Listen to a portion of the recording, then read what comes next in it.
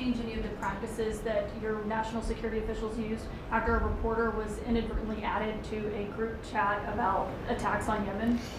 Well, I think it's a question I've been asked now, and I've given a few answers, and they've all been the same. We have an amazing group. Our national security now is stronger than it's ever been. We have had a very, very successful, numerous attacks on that area. These are people that shoot down ships, not only our ships, ships all over the world. They're shooting down right out of the water and damaging them badly, or they're going down. They're also shooting anything that happens to be flying in the area. We hit them very, very hard.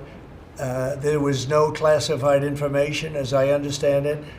They used a app, if you want to call it an app, that a lot of people use, a lot of people in government use, a lot of people in the media use.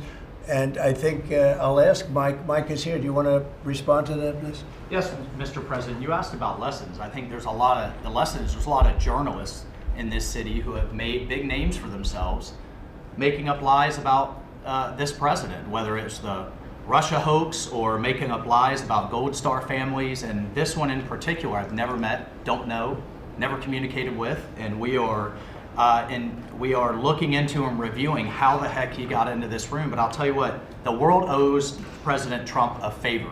Under Biden, global shipping was shut down.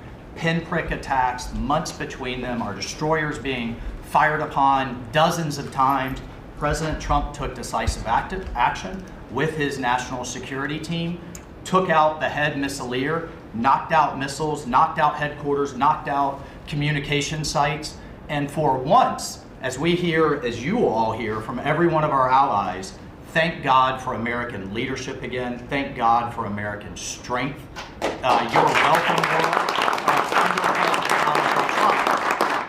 And look, we had a national security team that was coordinating these efforts. As Director Radcliffe testified today, his first day on the job, he was introduced to this app on his government systems at the CIA and at the State Department and otherwise. So look, this journalist, Mr. President, wants the world talking about more hoaxes and this kind of nonsense rather than the freedom that you're enabling. And a key part of our sovereignty is open sea lanes and knocking the crap out of terrorists, which is exactly what your team and Pete Hegseth, a good friend and fellow veteran, is leading the charge on. And it's an honor to be part of it. We had a very, very successful evening.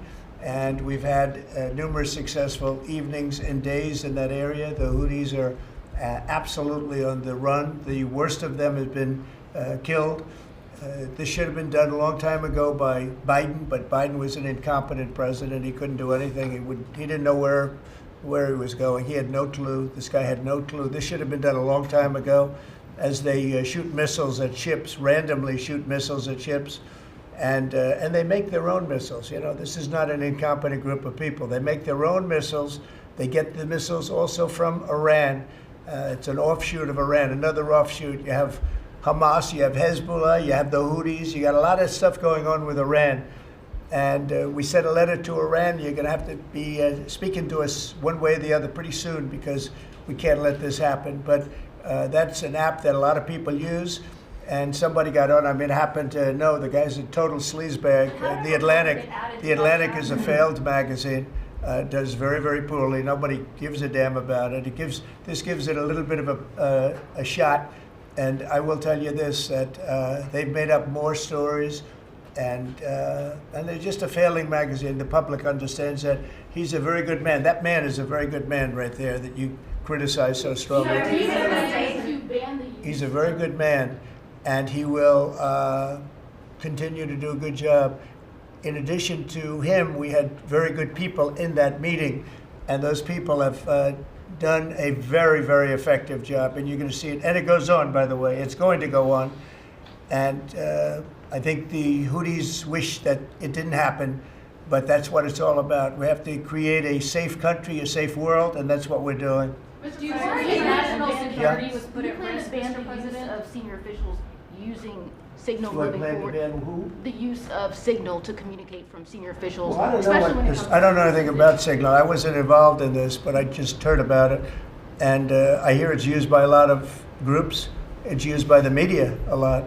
It's used by a lot of the military, and I think successfully. But sometimes somebody can get onto those things. That's one of the prices you pay when you're not sitting in the situation room with no phones on, which is always the best, frankly. But the best is to be there. In fact, oftentimes I've been in fact, just last week I was in the situation room on something very important, and we had a couple of people hooked up by line, and I said, cancel the line. Sorry, fellas, what you do is we'll tell you all about the meeting, because I know people do get on those lines, whether it's Signal or anything else. Yeah. So are you going to change any procedures as a result of this?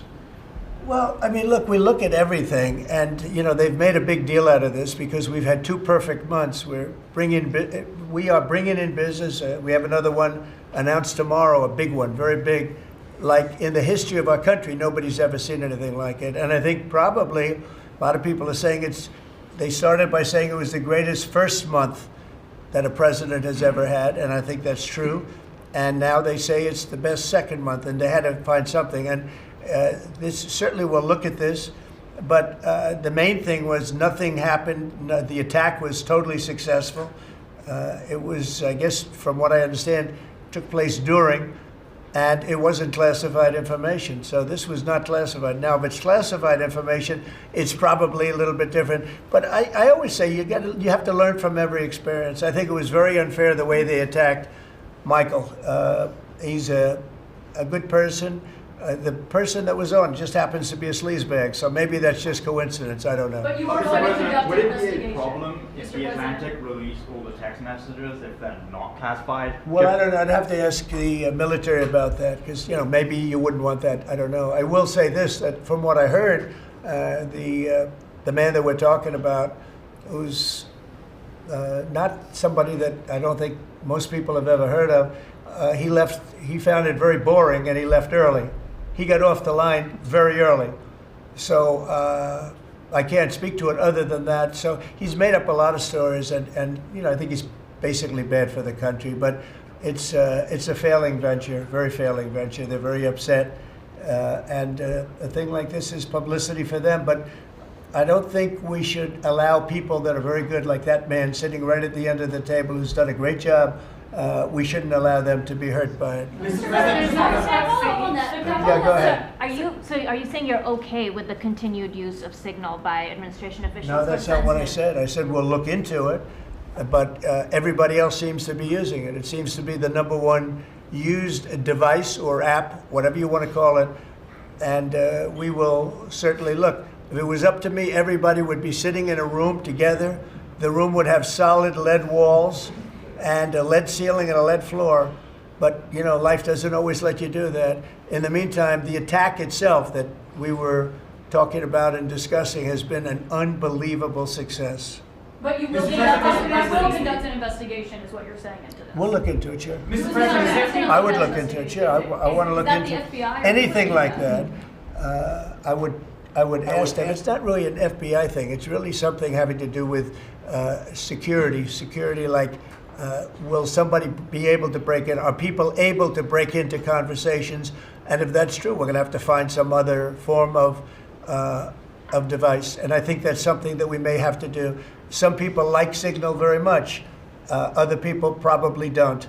But we'll look into it. I think, Michael, I've asked you to immediately study that and find out. If people are able to break into a system, now in this case it wasn't that this attack was going on and nobody found out anything. And again, the person that was on, as I understand it, he left very early because he didn't find it very exciting. But I think it's something you should look into. Yes, sir, we are. We have our technical experts looking at it. We have our legal teams looking at it. And of course, we're going to keep everything as secure as possible. No one in your national security team would ever put anyone in danger. And as you've said, and we've repeatedly said, the attack was phenomenal and it's ongoing. But the media wants to talk about everything else except for the hostages you're getting out of the Middle East, Iran on its back foot, sea lanes getting reopened, peace in Europe. As we just saw today with a Black Sea ceasefire, we were just on with Steve Witkoff, myself, our team in Saudi Arabia. They want to talk about all this other stuff except for your amazing successes and the successes of your team.